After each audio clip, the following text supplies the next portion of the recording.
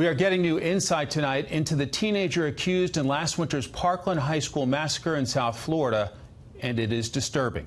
Correspondent Phil Keating shows us from Miami.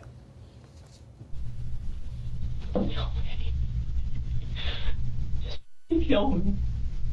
For the first time, we see Nikolas Cruz breaking down and pretending to kill himself inside the Broward County interrogation room, just 3 hours after being arrested not far from Stoneman Douglas High after the Valentine's Day massacre, which killed 17 and wounded 17 more.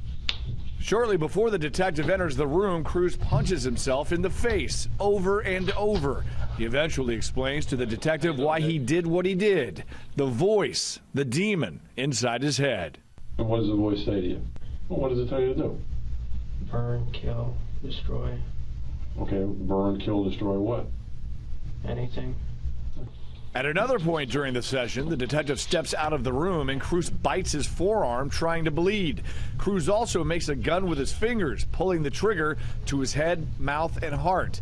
The portion of the interview where Cruz allegedly gave a step-by-step account of how he carried out the worst high school shooting in U.S. history remains redacted and edited out to protect Cruz's right to a fair trial. Okay, Zach, have a seat.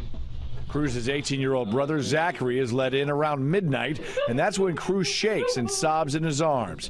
Cruz also reveals he'd attempted suicide twice, how lonely he was, and depressed over his mother's recent death. So the demon wanted you to do wrong, but throughout the 12-hour interview, the detective keeps zeroing back in on this so-called demon. Cruz never budges. Why did you stop it then? I don't like the demon. I don't like the demon. I don't like the demon. I don't like the demon. Well, that's if the demon even exists.